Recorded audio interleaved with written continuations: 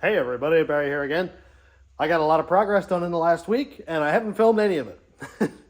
For shorts I have, but not for a full length video. I've been more trying to figure out what direction I'm going to go in, getting my head around everything, and it hasn't been very consistent. So here's the harness out of a 2006 Silverado with a 4L80E. You can tell that it's an 80 because it has two speed sensors, one here and one there. So this is going to save me time in not having to modify my 4L60 harness to match the 4L80. Now I do have a couple small repairs to do, like my ground wire here is pretty crunchy, plus it was already broken off. So I got a couple small repairs to do, but other than that, this harness is in really nice shape. One thing that's awesome is it already has the 2-wire alternator plug. It doesn't have the control module for the battery, so I don't have to mess with any of that. I already had it deleted off the truck, but it took a lot of modification to get it to work right, and now this already has it done for me. Now I'm kind of at a standstill here now because I have the harness stripped. All the junk that I don't need is taken out of it, but Desperado has a lot of modifications done to the harness. Like right down here where you can't see, there is a fuel pressure sensor that I wired in. There's the IAT sensor, which I relocated up here. That's because I don't have a mass airflow sensor over here anymore. Ran the wiring there. And my wideband goes into the PCM. There's a bunch of stuff that I have modified. And I need all of that to put into this harness. So in today's video, I am gonna take the harness out of Desperado. And then we'll talk about that harness. I didn't bother to film the stripping of it because it's literally just pulling out wires and plugins that I don't need, like the front axle switch because the truck is full-time 4-wheel drive, and just other various things that I don't need, like oxygen sensors and the mass airflow sensor and all that stuff. One thing I'd like to point out is I have a couple spare grounds that came off of sensors that I'm not using right there. They ground directly to the PCM down here. And I've got a bunch of spare powers. You can see that there looks like 6 spare power wires. Those are all fused and they're free wires. So I thought, well, why would I throw them away? So I'm gonna start pulling this apart and we'll check in. I know it's not really filmable, unplugging stuff and disconnecting wires, but as I go, we'll check in and keep this ball rolling. Probably in the next video, I'll start pulling the transmission out and test fitting everything. I've got to test my cross member. Maybe I'll bolt this spare transmission up to the back of the engine just to make sure everything lines up there. That way, when I go to put it in for real, I don't have any surprises. Spaghetti. Yep, that is definitely nasty. I got the covers off and it's going to be a lot easier to get everything disconnected now. I'm going to go ahead and disconnect the battery there. And then I just got to go around unplugging stuff, disconnecting things. I'm going to label what wires are what, like my power wires here, my ground wires over there, just to make it easier to put some of this stuff back. Because it can get a little bit confusing at times. I'm so glad I have those covers. This will be disgusting. I'd be embarrassed to open the hood every time I do. So I found that it's going to be a whole lot easier for me to remove the harness and do everything all at once. That means remove the transmission, the drive shaft, transfer case, all that stuff, just to make it a little bit easier. So this guy is not going to come out without a fight. Well, that clamp is finally off, so... Oh my. Why are you going to be like that?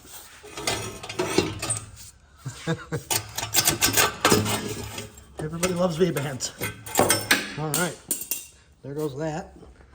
So I know I'm going to have to redo this Y pipe because I'd like for it to come down and not come back here under the pan. I'd like for it to go down, right across, and then back up.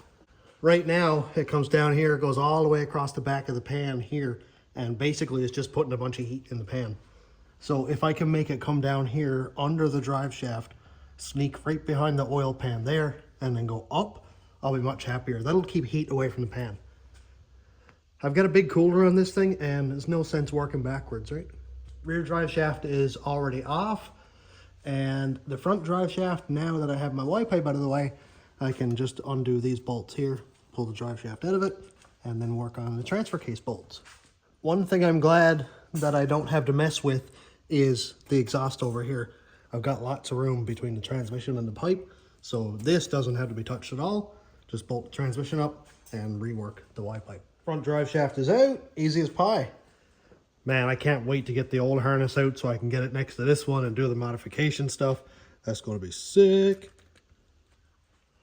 No matter how many times I take the transfer case out of this thing, it never gets easier. It never gets lighter, actually.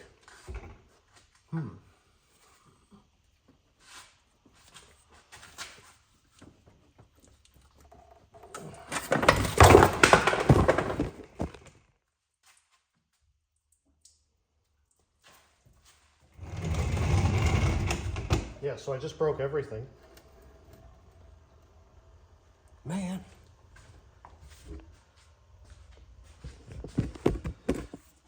Good thing I wasn't planning on using that transfer case again.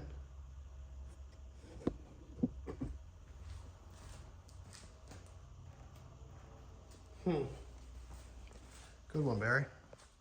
And I cut it in my fingy. Well, the transfer case is out. That came out a lot faster than I expected.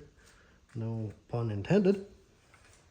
But, well, to be honest, actually, it's not broken. It landed right there, which is actually probably the best place for it to land.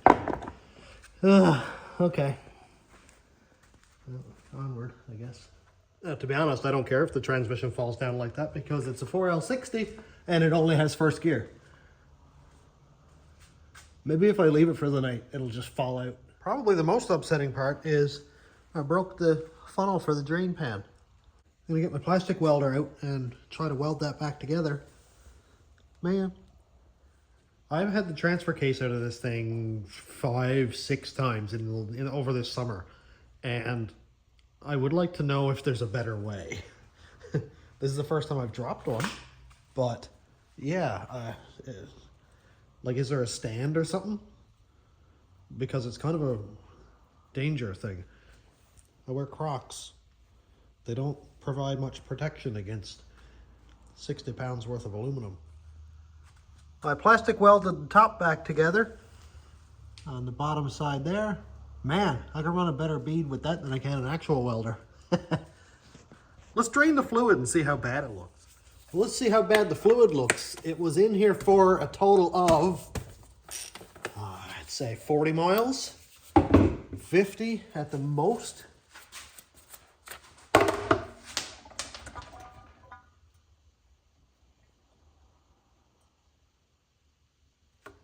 Yeah, to be honest, it's not quite as dark as I thought it was going to be, but still pretty dark.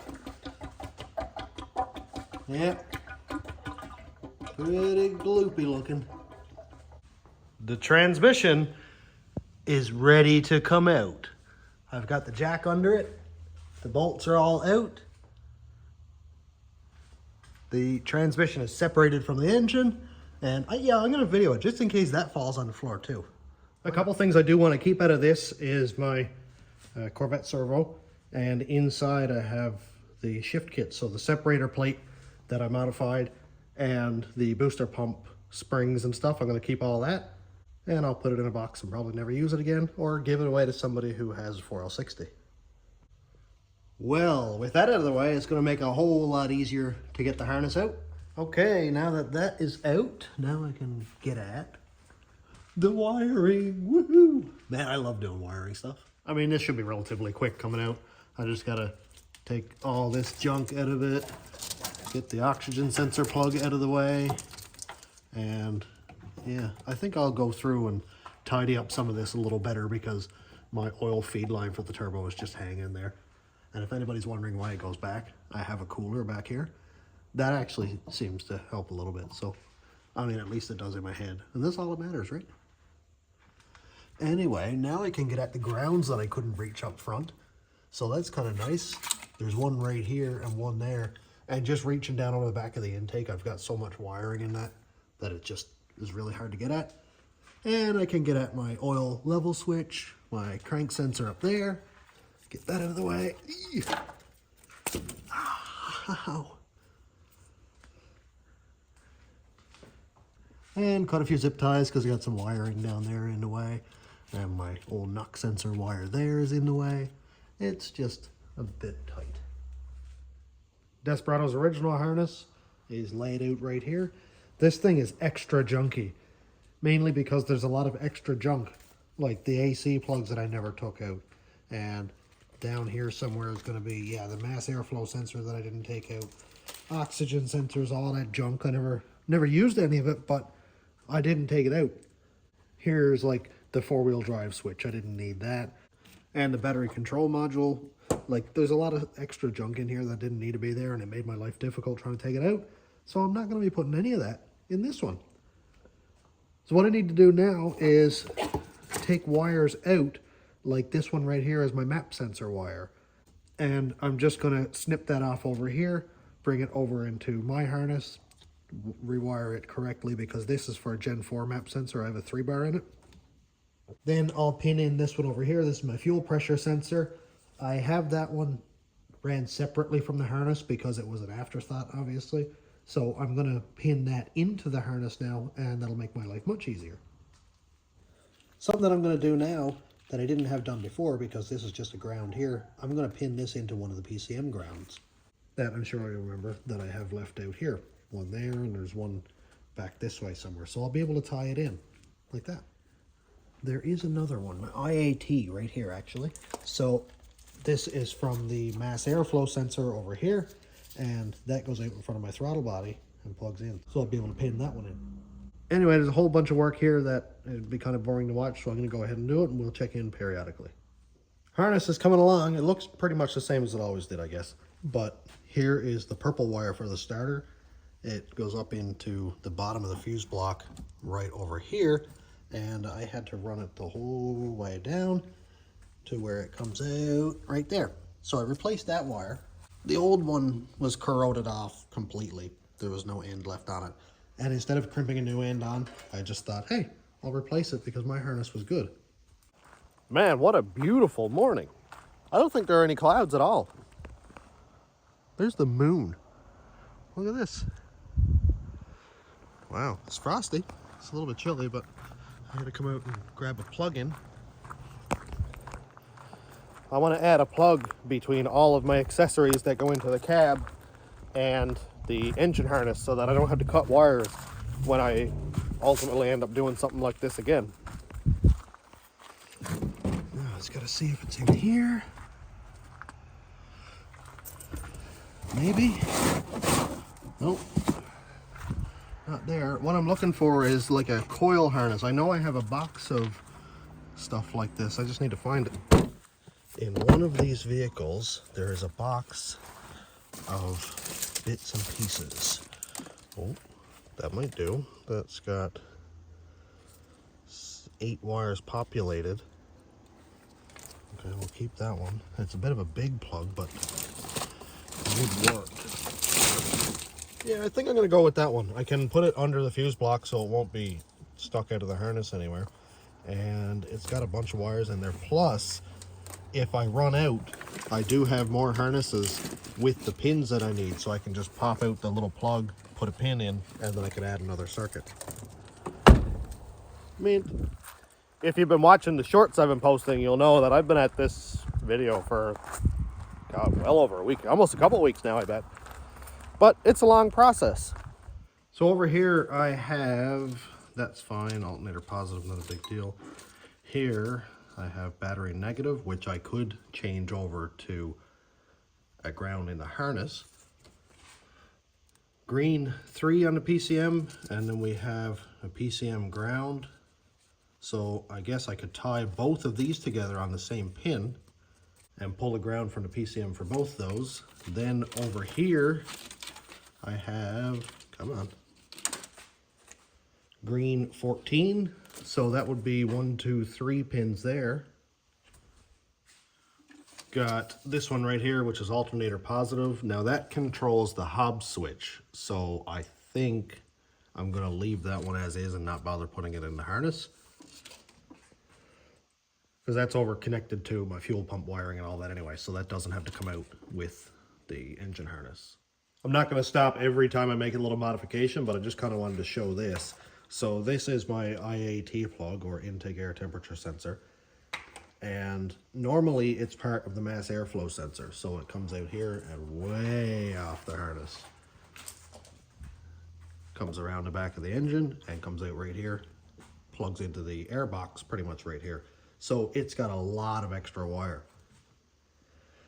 Now my IAT sensor is relocated to right down here. You can't really see it in any sense, but it's in that tube right there. So what I'm going to do is have it follow the injector harness and come out right next to the TPS plug and plug in right there. So it'll be a lot cleaner. What that translates to in the harness is right here. This one, I'm going to skin back this wire right here and run it along there, out here, and come off the same junction right there with the throttle body plug-in and come out about 8 inches long, and it'll have the connector pretty much right there. So it'll be all nice tucked into the harness and not just be its own offshoot like I had done before. And here's what it looks like plugged in. There's the throttle actuator motor, and here is my IAT plugged in down there. I have all the main plugins installed into the harness. That's nice to say. Look at that, man. Here is the plug for my electric fans. I had to pin that into, oddly enough, they alternated it, which is weird. We've got a blue wire and a green wire. The blue wire goes into the green connector. The green wire goes in... Who decided this? What an idiot. Anyway, so that's wired in. I just got to stretch it out to where it goes and tape it up. This is starting to work really well. Look at this, man. I got away from the vinyl tape because all it does is get oily and sticky and gooey and it's gross. And I picked up some Tessa tape, or in my case, hockey tape. And yeah, I Googled it and everybody seems to be perfectly fine with it. I will put loom over this, but I like the idea of the cloth tape a lot better. Fixed a ground wire there. Fixed a ground wire right here. Those are all factory ground wires, just clipped them off another harness and popped in there. And I switched over to the Gen 4 map sensor connector. That's going to be for my 3-bar. I wired in right here and taped the fuel pressure sensor there and the IAT there. I really like how this looks like super factory, or at least as factory as I'm going to be able to get it. Taped up the speed sensor there, and I gotta clean up this right here. This is the starter wire right down the front of the engine. So obviously that 6-liter had an oil leak or a power steering leak or something and soaked all that in oil. And then down here I have my extra spare connector.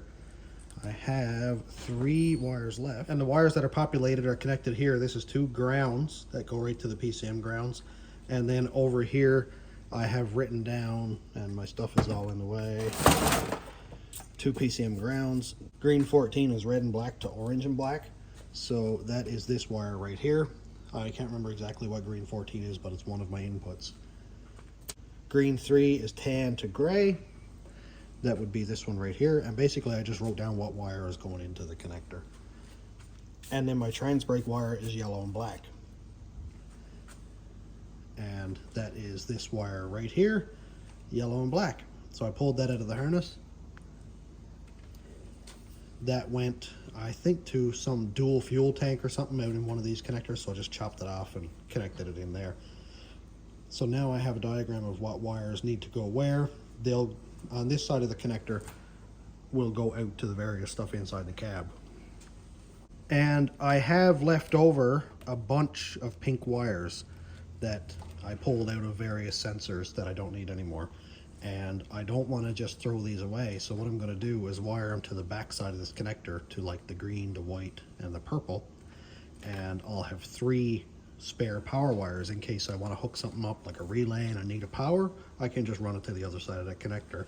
And what I'll do is leave the wire long on this side, double it back over and heat shrink it. So that way, when I'm ready, I've got free power wires that are fused right from the fuse block.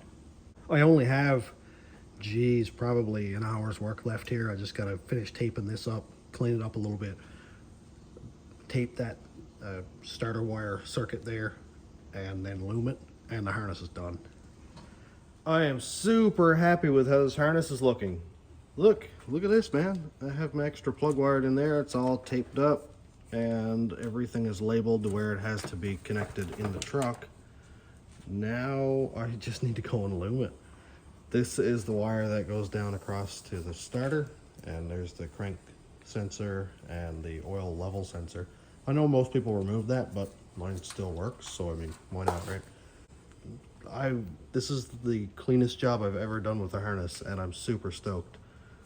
Very excited about all this. So I'm gonna go and loom it up, and then we're done. Awesome.